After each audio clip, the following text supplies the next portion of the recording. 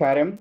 Kerala times വാർത്തകളിലേക്ക് സ്വാഗതം. തൃശൂർ രൂപത മുണ്ടൂർ ഇടവക CLC ക്രിസ്ത്യൻ ലൈഫ് കമ്മ്യൂണിറ്റിയുടെ നേതൃത്വത്തിൽ നടത്തപ്പെട്ട ദ്വിദിന ഓർത്തോസ് സാങ്ക്തോരിയം അഥവാ വിശുദ്ധരുടെ പൂന്തോട്ടം എന്ന എക്സിബിഷൻ പ്രോഗ്രാം ആയിരക്കണക്കിന് ആളുകളെ ആകർഷിച്ചു.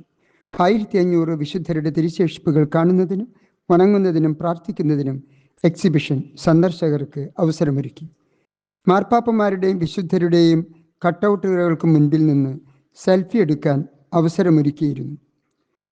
ദിവ്യകാരുണ്യ ആരാധന, സിനിമാ പ്രദർശനം, ക്വിസ് പ്രോഗ്രാം, ഫാൻസി ഡ്രസ് എന്നീ പ്രോഗ്രാമുകളും എക്സിബിഷനോടനുബന്ധിച്ച് നടത്തപ്പെട്ടു. 2 ദിവസം നീണ്ടുനിന്ന എക്സിബിഷൻ മുണ്ടൂർ വികാരി ഫാദർ ബാബു അപ്പാടൻ ഉദ്ഘാടനം ചെയ്തു.